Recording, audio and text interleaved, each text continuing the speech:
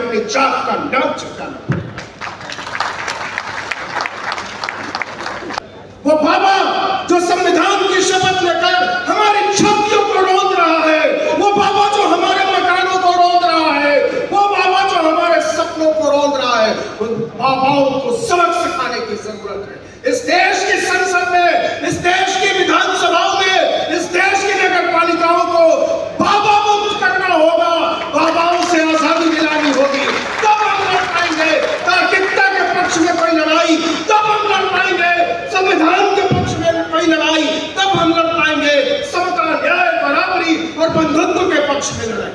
मुसलमानों ने इस मुल्क में कभी भी अपनी पहचान नहीं छुपाई, अपना नाम नहीं छुपाया, अपनी उपासना पद्धति नहीं छुपाई, तो फिर वो किसकी पहचान करना चाहते हैं, किसका नाम जानना चाहते हैं, किसका गोत्र जानना चाहते हैं। और मैं आपको चेतावनी देना चाहता हूं कि अगर आप सोच रहे हो कि मुसलमानों की पहचान के नाम पर जो लोग पीछे छुपे हुए हैं वो बचे रह जाएंगे, तो गलत सोच रहे हो। कल को वो दलितों से, पिछड़ों से, आदिवासियों से कहेंगे अपने माथे पर तुम्हें अपनी जात का नाम चुकाना पड़ेगा।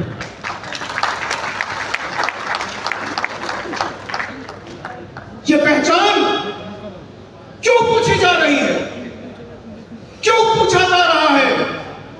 या आपको अपना कौम बताना पड़ेगा, अपना नाम बताना पड़ेगा, अपना ईमान बताना पड़ेगा।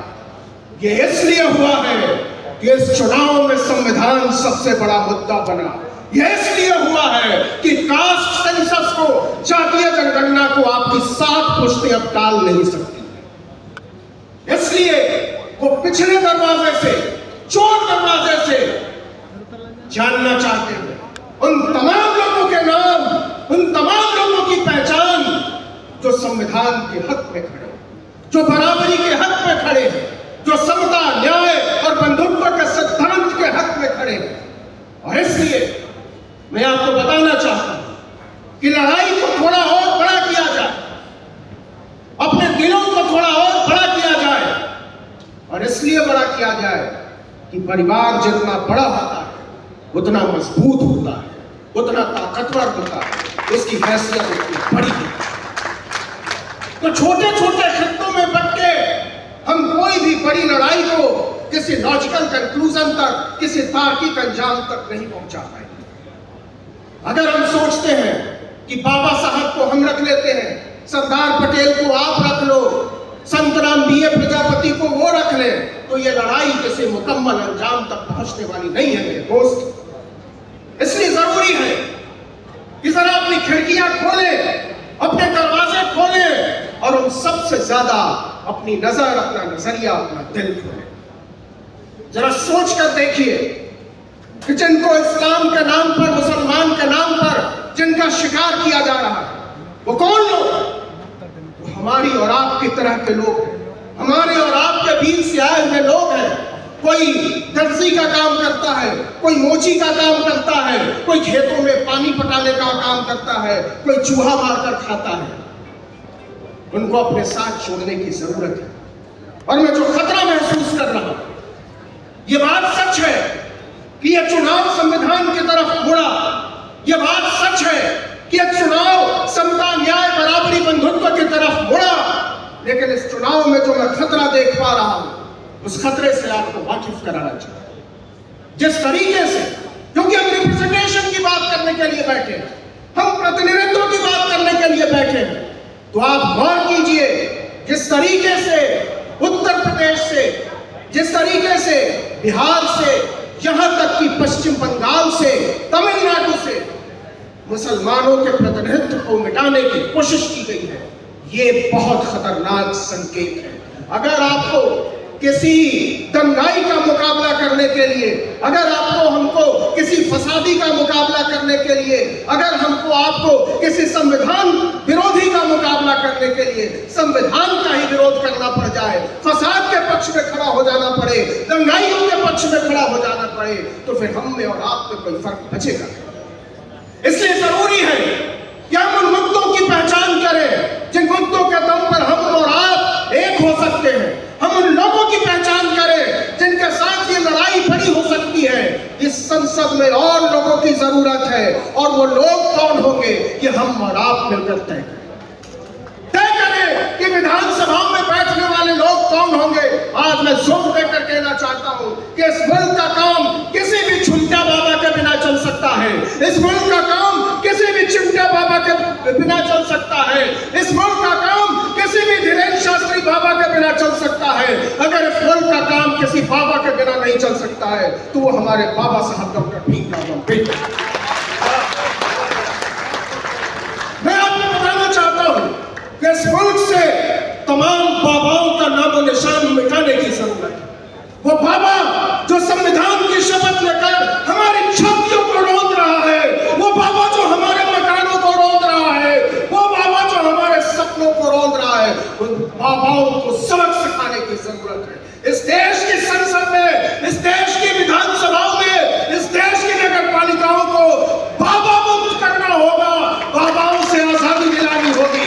तब हम लड़ पाएंगे तार्किकता के पक्ष में कोई लड़ाई, तब हम लड़ पाएंगे संविधान के पक्ष में कोई लड़ाई, तब हम लड़ पाएंगे समता, न्याय, बराबरी और बंधुत्व के पक्ष में लड़ाई।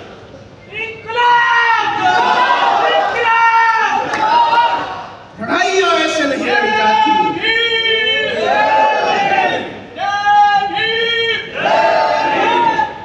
इसलिए मैं संक्षेप में, मेरे बाद 4 लोग, सिर्फ मैं कहना चाहता हूं कि हम और आप जब यहां से जाएं, बिहार, बंगाल, राजस्थान की मेरी बहन बैठी है, उत्तर प्रदेश, अपने गांव गिराओ, तो लोगों से कहें कि जो लड़ाई हम लड़ रहे हैं उसके लिए बहुत बहुत बहुत ज्यादा लोगों की जरूरत है।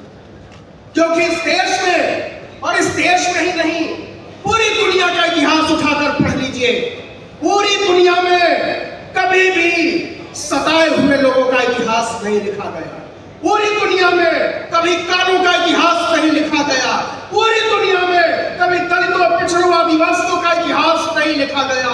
पूरी दुनिया का इतिहास बर्बरदाना शाहों का इतिहास है, आक्रमणकारियों का इतिहास है, लुटेरों का इतिहास है, विजेताओं का इतिहास है।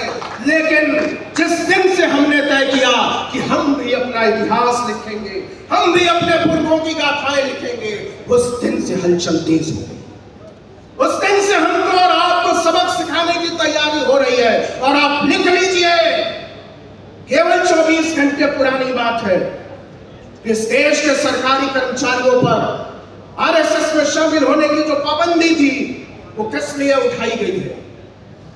यह कोई साधारण बात नहीं है, ये रातों रात नहीं है, ये संविधान के हमलावरों को अपने काम में जुट जाने की मुनादी है। अगर हम और आप इसको समझ नहीं पा रहे हैं, अगर हम और आप इसके खतरों को नहीं समझ पा रहे हैं और नहीं जान पा रहे हैं कि अगला निशाना कहां होगा, तो शायद बहुत भोले हैं। जरा सोच कर देखिए, नीट का घोटाला, यूपीएससी का घोटाला, यूजीसी नेट का घोटाला, सीएसआईआर नेट का घोटाला, किसके लिए? क्यों नीट की दोबारा परीक्षा नहीं हो रही है?